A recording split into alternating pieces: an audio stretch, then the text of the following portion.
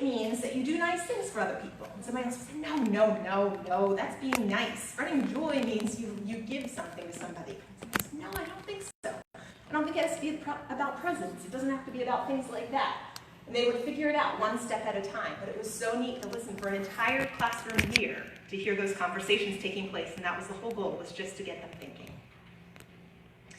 Within my classroom, I had to decide, what can I do? And I thought, rules are hard. There are some that are important. I want my classroom to be safe. But I thought, I have these role models who are so much better than please stop talking over and over again, or listen to the teacher. So I took these photos and I put them up on the wall.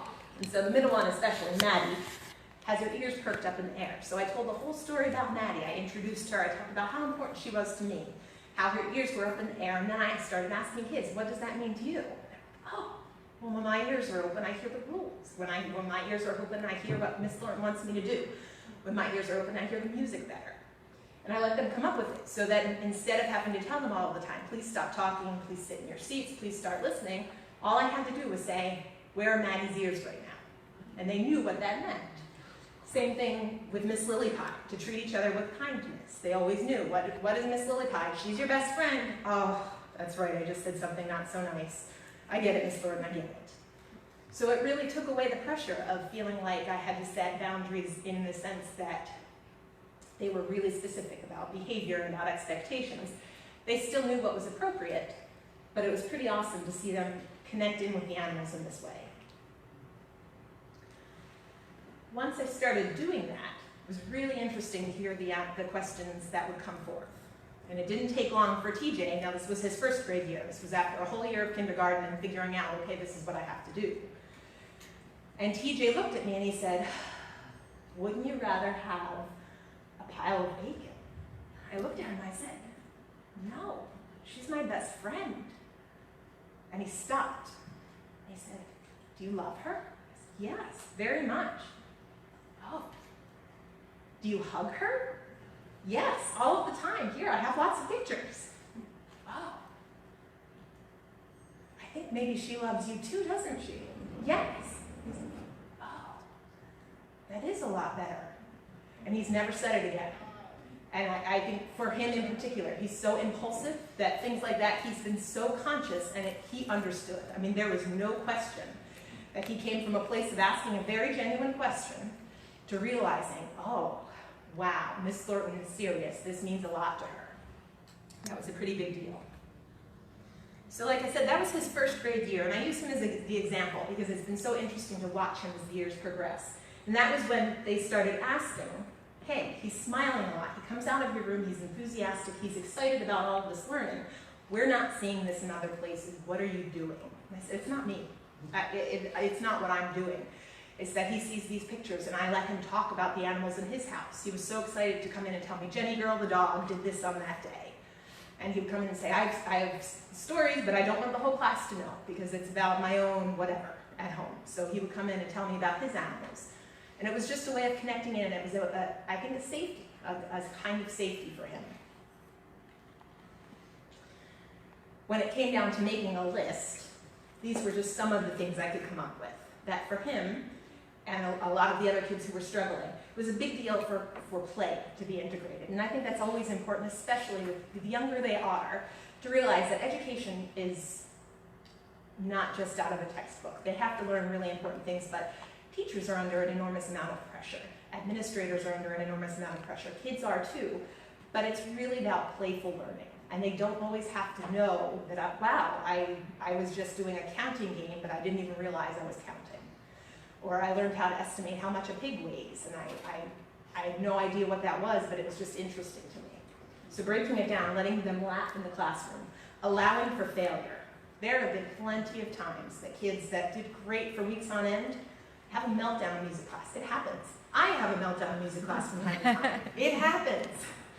So just recognizing those things and loving, communicating, creating, reinforcing, all of the things that are listed up here, that really, they're all just integral individual pieces.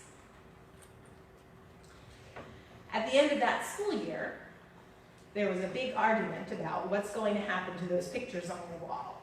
My plan was to distribute them to a lot of different kids, but of course TJ came in and said, no, no, no, no, no. And I thought, okay, I'll let you have them.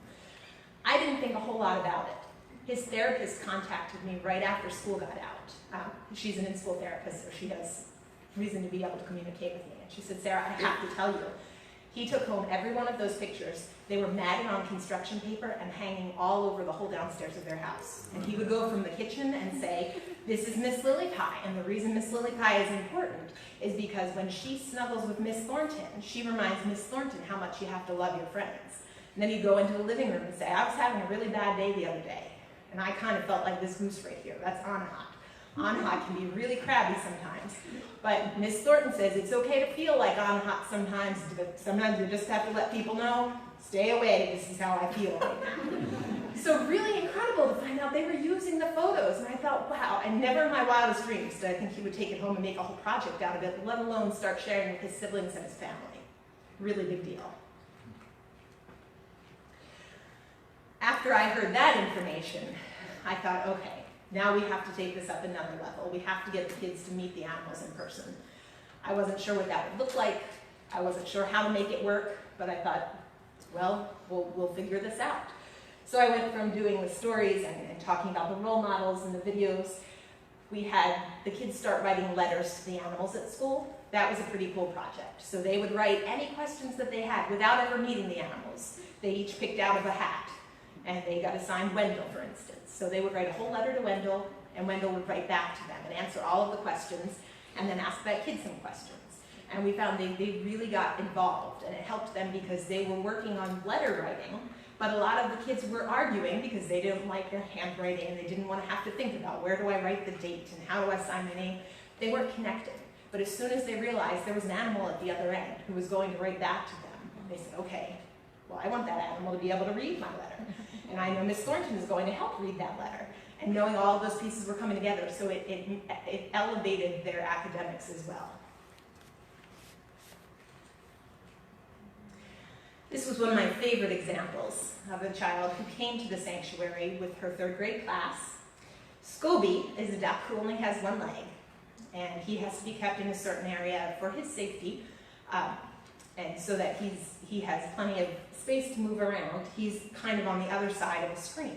So the child was on the outside looking in, but the picture that the child sent after meeting Scoby is clearly of Scoby on the inside and the child on the outside. And I thought, if that's not empathy, I don't know what is.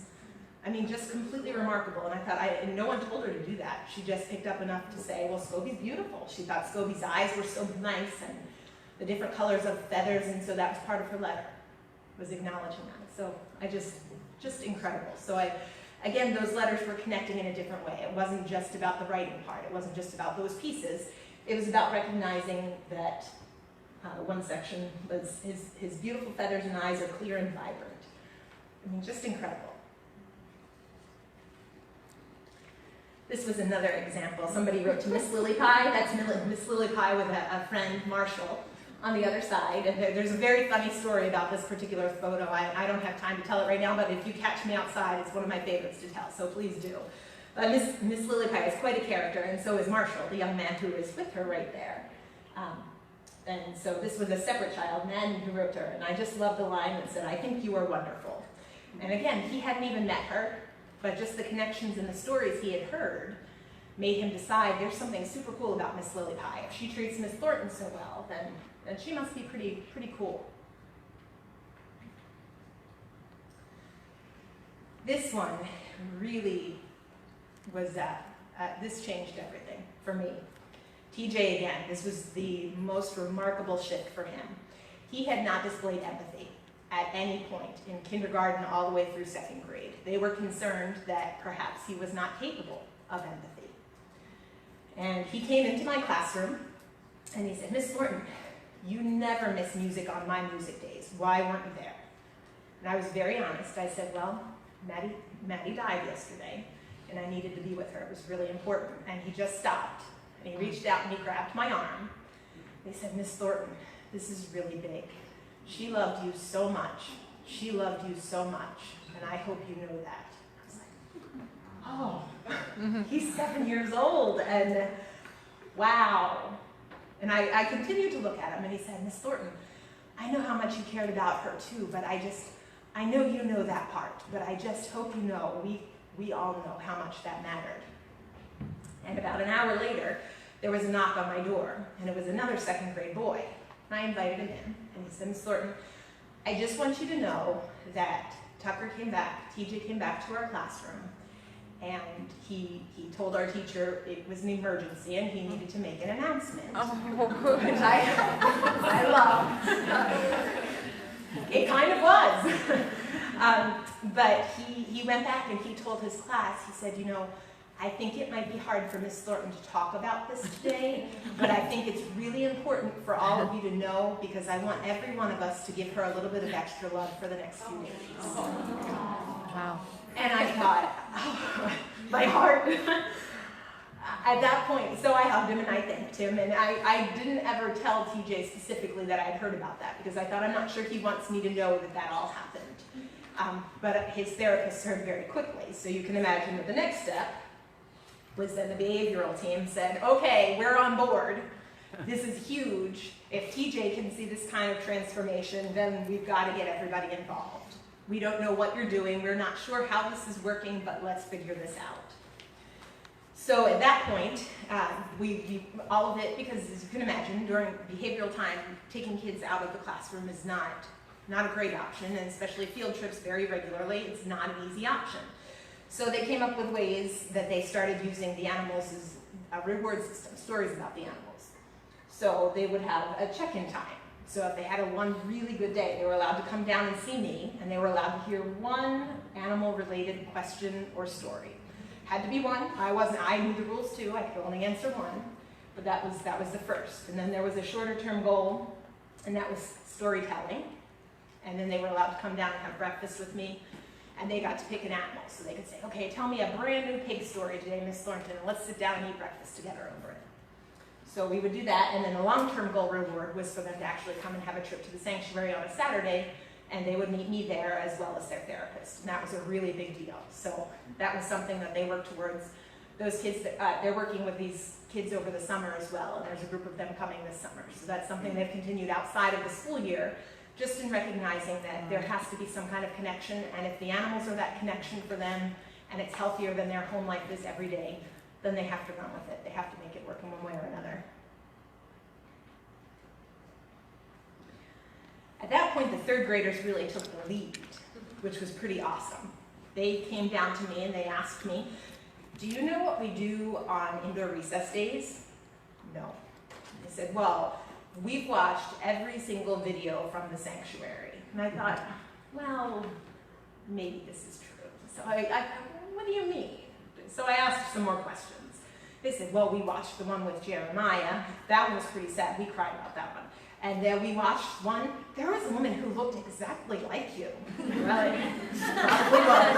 It's fine. And then they said, what really threw me, they said, there's one that's like 21 minutes long. Can we pull it up? I said, we really don't have time to do 21 minutes right now. And I thought, I don't even know if I've watched that one in a really long time, but sure, sometime we can do that. And sure enough, they were like moderators. They went through and they said, okay, the mules are going to come out, and that woman with the darker hair, she's going to, yep, she walks up the aisle now. I said, guys, could you let the rest of them enjoy it? But they had memorized these videos, and at that point they said, so we want this to be our school field trip, and we want to figure out, is there something we can do? How do we get involved? Can we volunteer? Is there someone we can help? They did all of that. That wasn't my idea. It wasn't their teacher's idea. They came up with it. And I thought, this is now the second time that the kids are coming to me and saying, there's got to be a connection. Let's make it happen. So we did. I let them take a run. I let them run with it, and we said, okay, let's make this happen. So these are all photos from the first third grade field trip. They have the upper photo on the left is doing some meditation as well as some storytelling. They're sorting treats on the bottom left, and then they're visiting with the calves who were pretty small at that time on the right-hand side. But they still talk about that. Miss Thornton, do you remember one? I do. Tell me more. And it ended up really being the most behaviorally challenged kids in particular who stepped up the most and connected in with this. So I wasn't surprised by that, but their teachers were. So it was really neat, again, to see that help. Life skills came next, which was pretty awesome, and integrating art and music and movement with those kids and walking around the sanctuary. A lot of them were learning skills at the sanctuary that they hadn't really talked about in school, or different ways to approach skills. So some of them really had coordination problems or issues with walking in a straight line or lifting things. But for them to be able to bang on a drum and to walk around and meet the animals, to throw treats over a fence, those were all really important skills, and they realized, okay, this is motivating to them. They want to do this. So they started, especially with the calves, they wanted to learn, as the calves were getting bigger, what does that mean? As our bodies are growing bigger, look at their bodies. So it helped them to understand the health behind it, the understanding size, understanding body shape, and so forth. Those are just 3 more photos. Pretty awesome.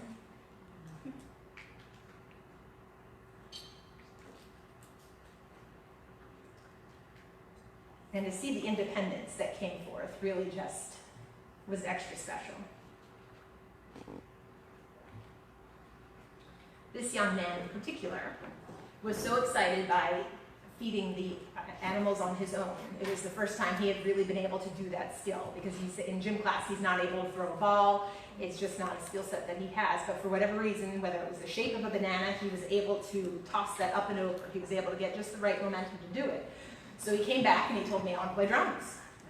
Okay, let's turn you into a rock star. And there you got it.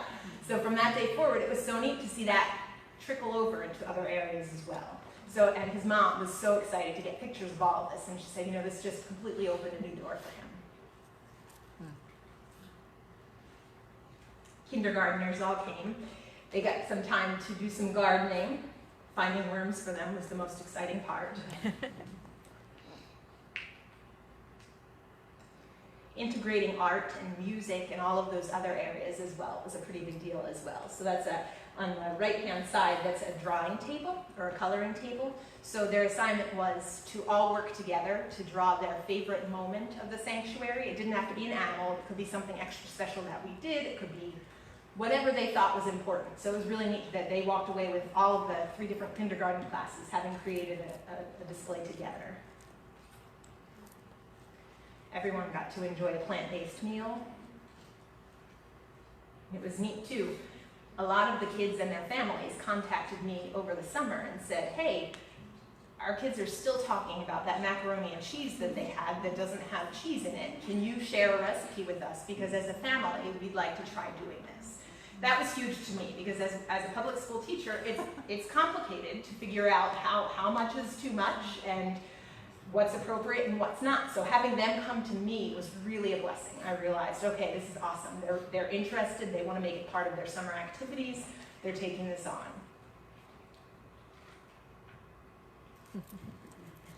Notice the boy on the upper left in particular is making eye contact. That's a big part. I'll be talking about on Sunday from 4:30 to 5:30. The application of all of this. So this is kind of the belief system put together, and then on Sunday I'll be talking about the actual programming that came from it. So 4-H group, and I'll try to make this story pretty quick. One of the young men, his family has a farm and they have cows. And he came in, they drove in at the bottom of the driveway, and they said, oh my gosh, I'm not going anywhere near that cow pasture. You have all different breeds of cows put together. They are going to kill each other. And I said, no, but I didn't say anything. I just kind of smiled to myself. And throughout the day, he kept looking over. He's like, they're hanging out together. Yeah, they're friends. And he stopped, and finally said, are they calling to that one that walked far away? I said, yeah, they're calling him back because they're a family. They want to be closer. And he finally said, oh, I don't understand how any of this is working, but I'm seeing it with my own eyes. So I believe it, but it's really incredible to see all of this happening, and it's kind of blowing my mind right now. And I thought how important that not only to see that from the animal perspective, but to take that back. We're in a community that does not have a lot of diversity. So to take that from this setting and say that all of these different cows can get along together, to go back to school and say all of these different kids can get along together, to take him further along in his education to a place that is more diverse and has a lot more people, And all of these people can get along together. So year 4 is what we'll be talking about primarily on Sunday. But it was the integration of all of these things together with field trips, scout trips, camps, summer camps, the behavioral health group, a lot of STEAM center programs. There's a lot on this list. So these are some of the most important pieces: storytelling, meditation, lots of art, a whole lot of art. Games, interactive games. And then as a closure, for me personally, compassionate education exudes kindness, it practices gratitude. It respects all life, it reinforces self-worth. I think that piece is just so important, that the individuals walk away realizing, I have a place in this world, I fit in, I am accepted. It encourages creativity and self-expression, teaches healthy boundaries, it's free of expectation or judgment. Provides sense of safety, demonstrates unconditional love, and it can take place in every school, in every home, and in every heart. And this can really happen. I believe it will make a difference in the world. Thank you.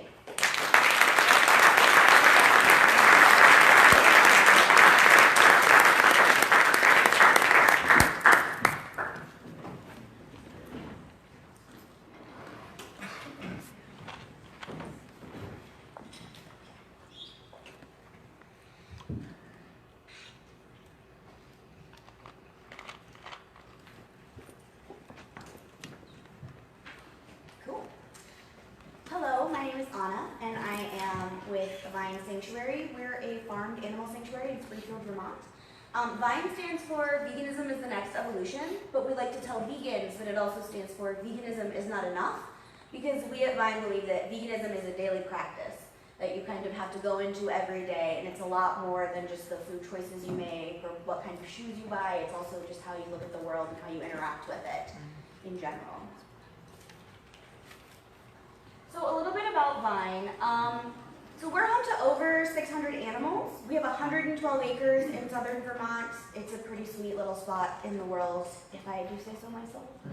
And a lot of the animals have come from the dairy industry. They have come from all sorts of different chicken farming operations, be it eggs or meat, as well as cockfighting. We rehabilitate roosters, as well as we have one pig. But, you know, maybe we'll get more someday. As well as the hens that come with the roosters. And then we also, because we're in Vermont, we get quite a few animals that are from like hobby farms. And a lot of sanctuaries have seen the rise in backyard hen keeping. We also get like people from that. So we get all sorts of animals from all sorts of places. And on top of that, we work within an ecofeminist understanding, and so we're a really intersectional organization, and that's kind of where we come from our humane education as well, is we try to look at those intersections and how they're important and how we can discuss them, especially with kids. So this is the sanctuary in the morning, and within my role at the sanctuary, so I'm not an educator. I was raised by like 5, but I'm not one myself. But I have some experience with humane education, and I like to look at it as I am more of a resource for teachers and for parents that want to implement this kind of a thing. So I'm the person that can help you get the information you need and help you create these relationships with these guys so that they can do the teaching, and then you can interpret it to your students in whatever way that is. And I'm just kind of an intermediary, getting information from point A to point B. And I think that it works for me that way because I'm not an educator. I know some, I know a little bit. I used to do anti-violence education, and I've worked at a teen youth shelter, so I have some interesting insights on kind of like word choice and how to tell stories and use stories like Sarah mentioned in that. But I'm also, a lot of times I just clean stalls for a living, so that's what I do on the main. And I think that the best way that I can support educators is to kind of give them the information, pictures, stories, stuff like that, so that they can take it and really run with it and build it into like what Sarah's been talking about. But along with that, we offer a couple programs of Vine. Here's some more pictures. So the calf in the far corner there, not the one that's black and white looking, he just turned 1. It was his first birthday last week, Joe and I, and we threw him a birthday party. So that's one of the things that we do when we have, when some of our humane education programs, is we have some fun with that. Oh, and there's our pig, Valkyrie. Oh, yeah. So one of our programs is Pasture Pals. And Pasture Pals was started as a pilot program in 2017. We have 2 teachers that we worked with at the time. One she moved and had a different job, so now we only work with one. Her name is Amy Wittinger, and Amy teaches the actual humane education part.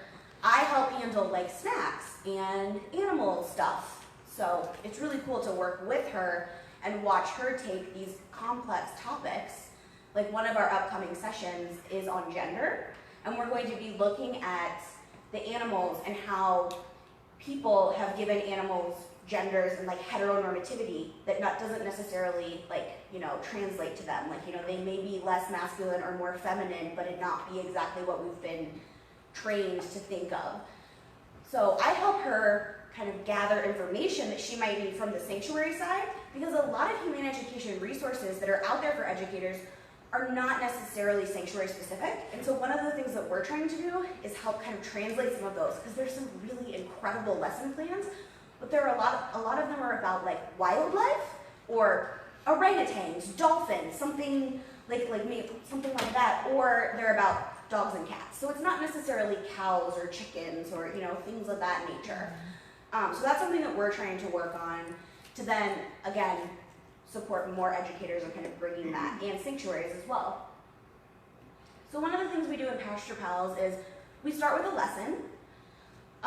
Sometimes it's very simple because it's open to age 6 and up. So sometimes we have mostly, kindergarten age, but we might have older kids too. So we kind of tailor it depending on who's going to be there. And we also have parents involved, which is really cool. We have to have the parents come with the kids for insurance and liability reasons, because we are an open community, so all of the animals are out all the time. So at any moment, a 4,000-pound ox could just decide that he wants to lay down where we're sitting, kind of a thing, which it does happen. So what we do there is Amy kind of gives them whatever the lesson is, like gender. We talk about, one thing that she does a lot is the circle of compassion. Have them in our circle, and they can be in theirs. So, and then after we do our little lesson, sometimes they usually do some type of like writing exercise or drawing exercise, and then we get to the really fun stuff. So if I believe that service to animals is not just showing empathy and compassion, it's also an actual service, because we're at their house, so we need to respect their house, and that also means helping them maintain their house, is what we like to tell the kids. So that means a lot of times we're scrubbing out water troughs, because that's the easiest thing for them to do. And in the summertime, when it gets hot, it also means we can spray them down and they can stay cooler. So we do that, and then we pass out food. We actually have a local grocery store that gives us produce that they can no longer sell, about twice a week. And so the kids get to pass out Hannaford's. And we also like to buy in the summer, especially, we do watermelons, because everybody loves watermelons. So the kids get to throw the watermelons and watch them smash on our driveway, and then continue to pick them up. And then they run around with these hunks of watermelon trying to feed Scotty, the aforementioned 4,000-pound ox. So it's a great kind of group. And then after we, so here's a sample program. But after we do snack time, we also have people snack time. So everybody gets a little something. Last week it was popsicles, because it was like 102 in Vermont and that never happens. And then they go home. So it's a fairly simple program. It gets the kids out there, they get to get dirty, they get to go outside, and they get to interact in a way that a lot of times they don't. And locally, Vermont is a rural place, but a lot of people still don't really interact with chickens or geese or ducks or pigs or anything like that on a level more of just driving by them on their way to school. So it's nice to see them actually have that connectedness and realize, a lot of them say, oh my gosh, they're just like my dog. Yeah, I know. So there is that, which is really cool to watch. So our other program is Barnyard Buddies, and I'm just gonna move to the pictures. So Barnyard Buddies grew out of a conversation with a longtime supporter whose sons are in a preschool in Manhattan, and he is on the charity committee for the past school year. He emailed us and said, hey, we're gonna support Vine this year. Is there any way we can do something with the kids in the classroom? Like maybe they could like learn about an animal. I said, sure, cool. So then we had a 220 kid school with 18 classrooms that we had to then send once a month updates to. So each classroom, we say adopted, but it's really more they became friends with.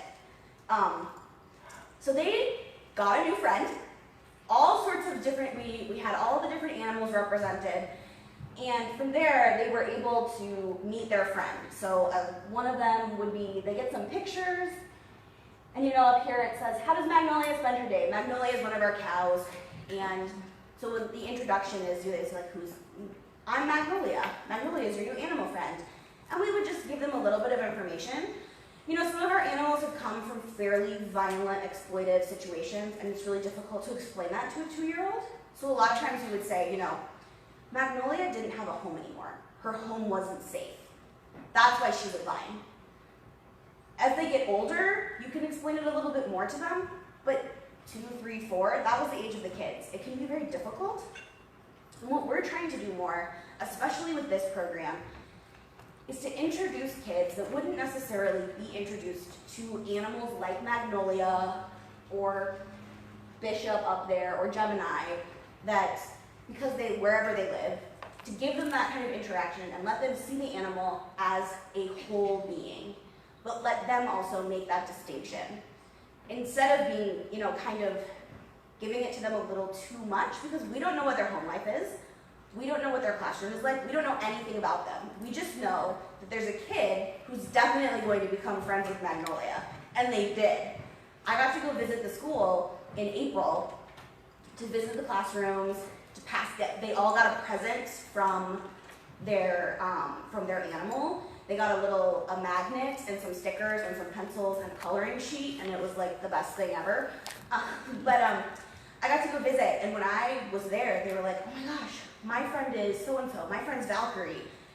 Are you friends with my friend Thelma and Louise? We have 2 emus, Thelma and Louise.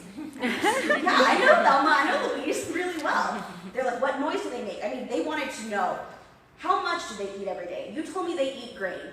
What do they eat it with? Is it like cereal? Do they eat it with milk too? I'm like, no, they just eat it. Oh, okay, well, why do they do this? Why do they do that? Why doesn't this one like this one? You know, they were super invested. And some classrooms even integrated their animal within what they were learning. One of the teachers, they were growing a garden inside their classroom. They had an herb garden along the edge. It was really cool. And they were learning about the life cycle of the seed. And what do you do with the herbs? What about this? What about that? You know, kind of making that step-by-step process. And she would bring the animal they had into each one. They had a turkey named Cappuccino. And so Cappy became kind of a part of that just thing. And they would talk about him. Classrooms had big bulletin boards of all their animal updates. And it just became kind of a daily part of what they do. And I think that one of the things that worked best for us was also integrating barnyard story time. So once a month, everybody would get an update. And then the whole school would get a story time. And sometimes, depending on the book, we would have 2, one for the younger classes and one for the older classes. So I would go out, regardless of weather, and I would read a story to whoever happened to be around that wanted to listen for a little bit. And then we would film it and send it to the schools. And some of them would watch them every single day during snack time. And it would become like a revolt against the classroom if they couldn't watch Barnyard Storytime.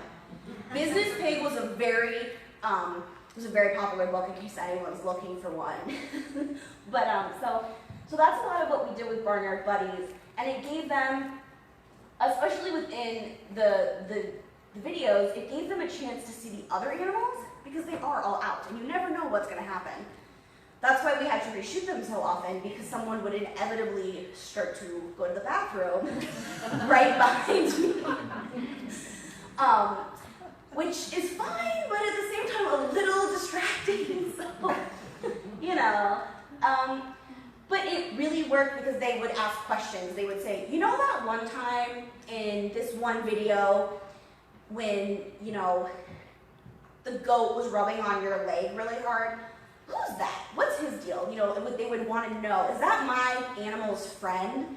And they'd want to know even more until it kind of like they built out that circle of compassion really well. So one of the things that we're trying to do at Vine is looking at our own humane education program and how it can be beneficial and what we've learned to help others. You know, Vine, we're a pretty small place. I think there's like 7 of us that work there, technically. And we have almost 700 animals at this point. We had 2 chicks, we had chickens hatch the other day, you know. So I don't know what the number is currently, but we really want to kind of give people, like, take the idea of barnyard buddies and run with it at their sanctuaries, because it's something that no matter how big or small your sanctuary is, you can really, like, adapt it, you know? You don't have to go somewhere with 18 classrooms. I would recommend not. It was a lot. But it's something where, like, reading a story, everybody has a smartphone. It's a very simple thing. If it's windy, you just plug in the earphone and then use the microphone on it. And then all of a sudden you have something. Even if you don't send it to a school, you can upload it and say, hey, like, parents, do you need story time tonight? We read this one to so-and-so. It's just something that it's really applicable because, you know, Vine is not open to the public. Part of it is because the animals are all out all the time. We're a multi-species community. And so we don't really have, the fences keep others out. We don't keep people in, is what we like to say. It's there for protection from some of the wildlife that lives in our region. And just, you know, also, it's nice to know where everyone is so they don't run into the road. But because we're not open to the public, we're not really set up for some of the larger humane education programs that other places implement. There's a sanctuary in Wisconsin, I believe.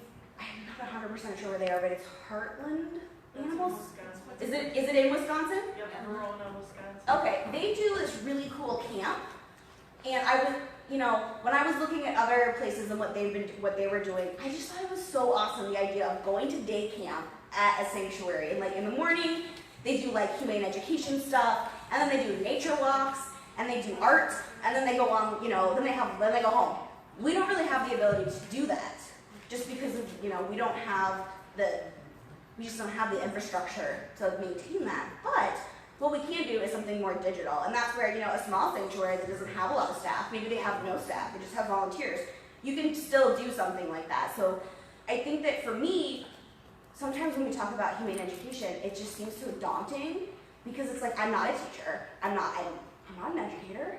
I know what I know, but I also know what I don't know. And I don't want to be like, oh yeah, we're doing all these things pedagogically because I don't know. But what I do know is that there's a lot you can do with just a Facebook page. You know, I think a perfect example is Gemini and Autumn. You know, they're the ones.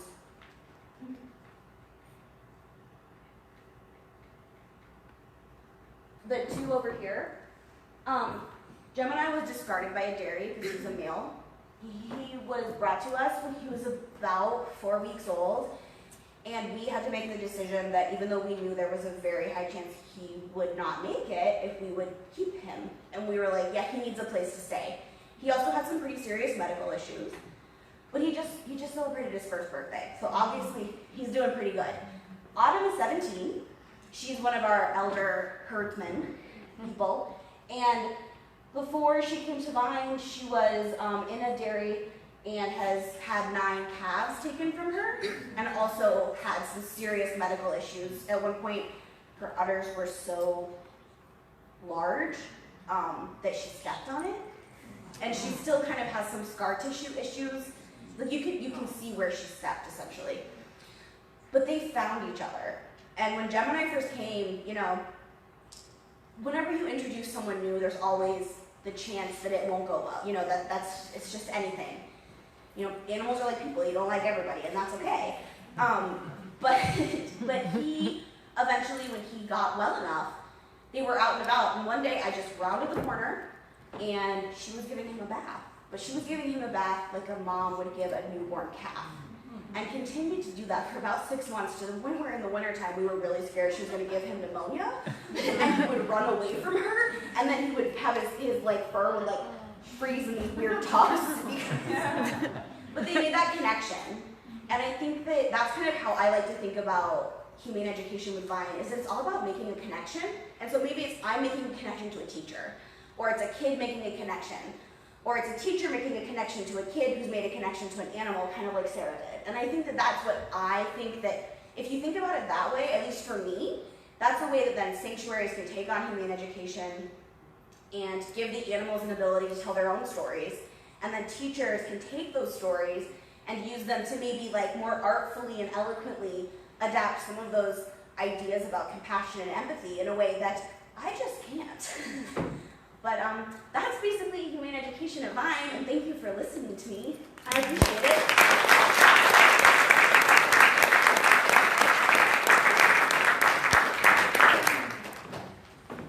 All right, so we have about 7 minutes for questions. If anyone wants to step up to the microphone with a question, you can go ahead and come forward if you have one.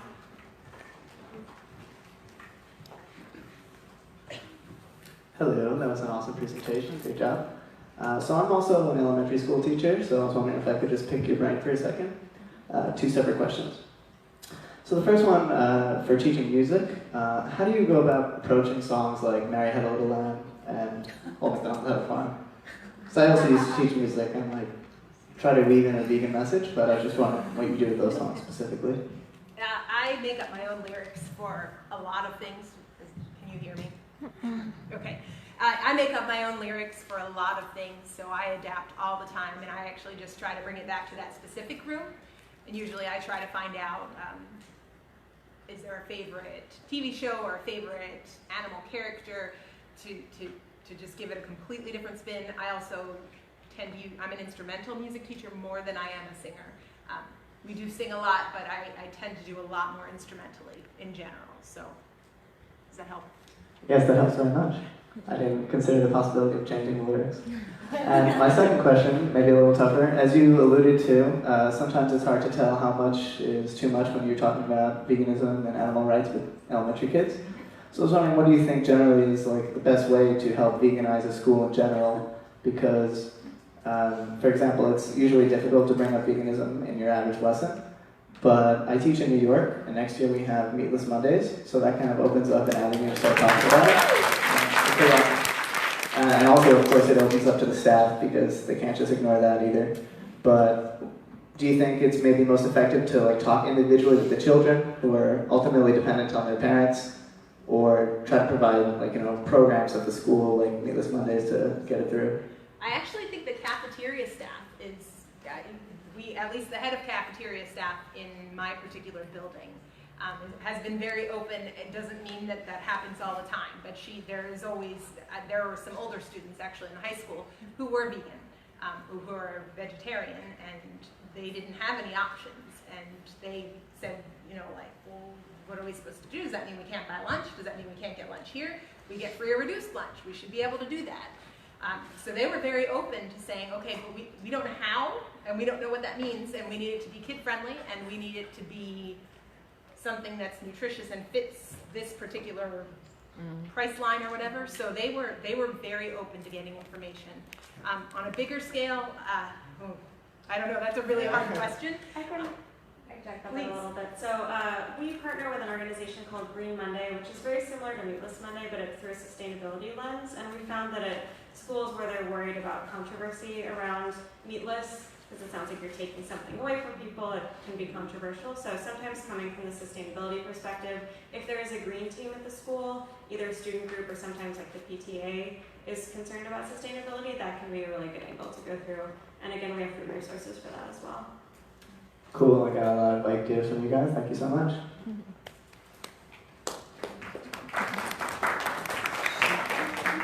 I just wanted to put this out there. My name is Gail Frukowski. I chair the Humane Education Committee for the New York City Teachers Union. So we reach teachers in New York, so you're welcome to come speak to me. If you go to the UFT website, you'll find lots of resources. We connect to all kinds of other groups.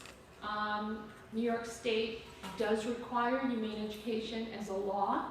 but it's a blended curriculum. This would be supplemental, which is great because we need that too, and it's a resource for teachers. I think you should look at the laws in your state, see if it's required, and then see that your schools do this. So if any questions about, checking your state, just go to your education law. Look at our website, and also the Pro-Social Academy of Learning. Stephanie Clark is here. She offers courses for teachers to become certified humane educators. And I would suggest that if you're interested in that, you definitely see her in her effort table. Thank you.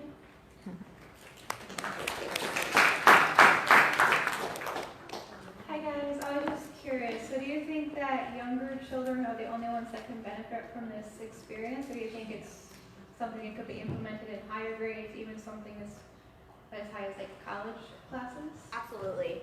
The only reason why we focus so much on younger children is because that's who we've been able to reach. We happen to do our in-school program with a preschool just because that's who we got first. But we have some groups in our area that I'd really like to work with more. There are some, Vermont has quite a large teen youth homelessness issue. And there's some really great shelters that do some work, and I think it would be an awesome experience because a lot of our animals were also homeless at one point. So it would be kind of a good way for them to connect with each other, especially on as someone that used to work with teens that were homeless, there's a lot of surly teenage angst. And so if you kind of bring animals in, all of a sudden that surly teenage angst goes away. So it also is just a good, therapeutic element for them as well. But I think it's totally scalable to little kids, to old people, to everybody. Awesome, thank you. Hi, I have a question about, I know that a lot of schools for field trips, they take the children to the zoo, and I can totally understand why animal rights advocates would protest people, and I've seen the videos where they're standing for the zoo saying don't go in, and the hostile reaction that you get from parents that have their kids, because kids are born with empathy towards animals, and they want to make that connection, but unfortunately there's not a local, because sanctuaries are usually located out in rural areas, it's not always practical to get a whole classroom of kids from a public school to go travel out to a farm sanctuary. So I know that in New York, they do humane education through virtual reality cameras, and I was so excited to see that. I thought, what a great alternative to zoos. Have you thought about using virtual reality technology at your individual sanctuaries, and what do you think of the idea, and maybe your opinion on zoos and how any of those issues would be helpful if you want to address them? Thanks. I think for virtual reality, I think that's interesting. I don't know that much about it, but I think for us, that would be a cost thing. We're a nonprofit sanctuary, and technology is on our low list of things to get. The high list is grain and hay, unfortunately. And we have a lot of an aging population, so we have quite hefty vet bills. But I think that could be something great.